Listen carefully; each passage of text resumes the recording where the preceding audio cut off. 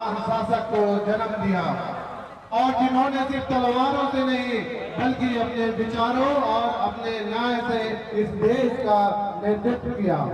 सम्राट अशोक ने युद्ध की बजाय समाज और धर्म के रास्ते को अपनाया और एक सच्चे राजनेता की तरह लोगों के दिलों में एक अमिट छाप छोड़ी। और मैं ऐसा मानता हूं और मुझे ऐसा लगता है कि आज हमारे समाज को भी एक ऐसे ही नेतृत्व की जरूरत है जो तलवार की बजाय कलम से और संघर्ष की बजाय विचारों से अपने समाज का नेतृत्व करे, मार्गदर्शन करे। और आपका भाई ऐसे ही मार्गदर्शन के लिए अपने समाज के लिए आप लोगों के लिए तैयार है। साथियों, आज मैं आप लोगों को बताना चाहता हूं, आज आप लोगों को सुनाना चाहता हूं कि मैंने आखिर राजनीति में आने का निर्णय क्यों लिया। वैसे तो मेरे दादाजी और मेरे परिवार राजनीति में रहे हैं।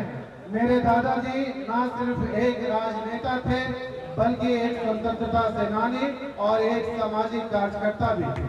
उन्होंने लगभग 25 वर्षों तक एक सफल मुखिया और एक सफल प्रमुख के रूप में लोगों की सेवा की। लोगों की मदद करना और लोगों की सेवा करना मेरे परिवार के खून में है। मैंने बचपन से अपने परिवार के लोगों को जनता की सेवा करते देखा है और यही वजह है कि पिछले 5 सालों से मैं भी समाज का सेवा कर रहा हूँ, खासकर शिक्षा के क्षेत्र में। असल में मैं ऐसा मानता हूँ और मुझे ऐसा लगता है कि किसी भी समाज को मजबूत करना हो तो शिक्षा का मजबूत होना बहुत ही जरूरी है। शिक्षा समाज की नींव होती है और जो समाज शिक्षित होता है उसे तरक्की करने से कोई नहीं रोक सकता है। शिक्षा वह ताकत है जो समाज को बदल सकती है और उसे सशक्त बना सकती है। इसलिए पिछले 5 सालों से मैं समाज के लिए शिक्षा के ऊपर काम कर रहा हूं ताकि आने वाले समय में हमारा समाज एक मजबूत समाज बन सके और एक सशक्त समाज बन सके। पर साथियों, किसी भी समाज के लिए सिर्फ शिक्षा का मजबूत होना ही काफी नहीं है। जैसे शिक्षा समाज को मजबूत बनाती है वैसे ही राजनीति समाज को दिशा देती है। राजनीति वह ताकत है जो आपके अधिकारों की रक्षा करती है, आपके हक को सुनिश्चित करती है। इसलिए आपका भाई राजनीति में आने का फैसला लिया। साथियों, आज मैं आप लोगों के बीच अपने दिल की बात, अपने मन की बात कहना चाहता हूँ। मैं कभी भी राजनीति में नहीं आना चाहता था। मैं करीब 20 वर्षों से अपना बिजनेस कर रहा था और 20 वर्षों की कठिन मेहनत से मैंने बिजनेस के दुनिया में एक अलग पहचान बनाई थी। असल में आप सब मेरे परिवार के एक सदस्य हैं। तो आज मैं आप लोगों को अपने दिल की बात, अपने मन की बात बता सकता हूँ। मेरा भी एक सपना था कि मैं भी इस देश का एक बड़ा बिजनेसमैन बनूं और इस देश के लोग मुझे भी टाटा, बिरला और अंबानी के जैसे याद रखें।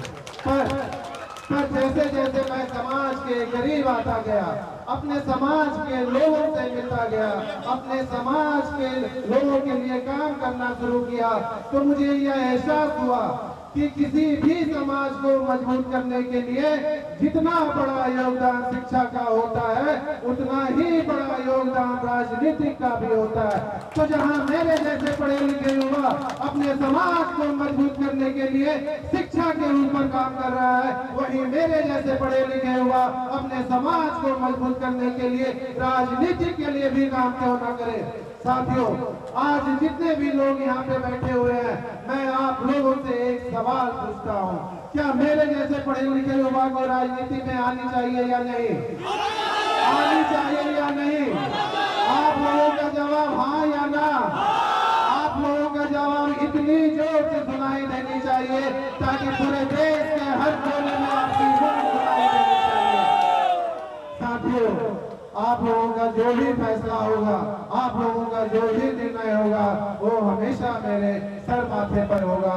अभी निशिकांत सिन्हा का एक ही उद्देश्य है कि अगले 3 महीनों तक बिहार के हर जिले में दौरा करे, अपने समाज के लोगों के साथ संवाद करे, अपने दलित पिछड़ों और शोषित लोगों के साथ मिले, अपने अल्पसंख्यक लोगों के साथ मिले, उनके विचारों को समझे, उनके समस्याओं को समझे, ताकि आने वाले समय में हमारी जितनी भागीदारी है उतनी हमारे हिस्सेदारी कैसे मिले, उसके लिए हम लड़ाई लड़ें। अब मेरे जिंदगी में, अब मेरे लाइफ में सिर्फ 3 ही सपने हैं। मेरा पहला सपना यह है कि मैं जहाँ पैदा हुआ हूँ, जिस राज्य में मैं पैदा हुआ, उस राज्य को मैं देश का नंबर 1 विकसित राज्य कैसे बनाऊं। और मेरा दूसरा सपना यह है कि मैं अपने समाज को आने वाले समय में एक विकसित और एक सशक्त समाज कैसे बनाऊं। और मेरा तीसरा और आखिरी सपना है कि मैं अपने समाज के लिए, अपने दलित और शोषित लोगों के लिए, अपने पिछड़े लोगों के लिए, अपने गरीबों के लिए, अपने अल्पसंख्यक लोगों के लिए जितनी हमारी हक है उस हक को मैं कैसे दिलवाऊं। जो विचारधारा हमारे जगदेव बाबू की थी, आज मेरी भी विचारधारा वही है कि जितनी बड़ी हमारी भागीदारी है उतनी बड़ी हमें अपनी हिस्सेदारी भी मिलनी चाहिए। और आज मैं फिर से अपने जगदेव बाबू की विचारधारा को जिंदा करने का प्रयास कर रहा हूँ और अपने समाज के लिए, अपने दलित पिछड़े शोषित लोगों के लिए, अपने गरीबों के लिए, अपने अल्पसंख्यक लोगों के लिए दूसरा जगदेव बनने के लिए तैयार हूँ।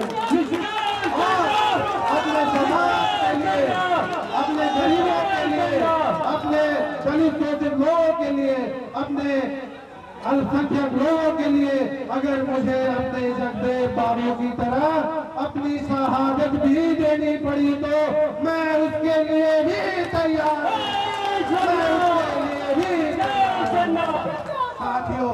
साथियों, मैं अब अंत में बस यही कहना चाहता हूँ कि कोई भी काम इंसान की सोच से बड़ा नहीं होता है और हारा वही है जो कभी लड़ा नहीं है।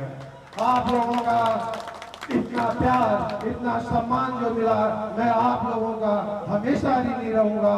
और आप लोगों ने आज मुझे इतना साथ दिया, इतना सम्मान दिया, इतना प्यार दिया, ये आपका भाई, आपका बेटा, आपका निशिकांत सिन्हा यह विश्वास दिलाता है कि आप लोगों की तरक्की के लिए, अपने समाज के लिए, अपने दलित शोषित लोगों के लिए, अपने गरीबों के लिए, अपने अल्पसंख्यक के लिए, अपने राज्य बिहार के लिए, अपने देश के लिए अंतिम सांस तक प्रयास करता रहेगा।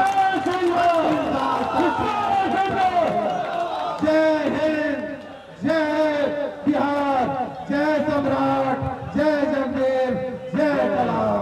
Thank you, thank you.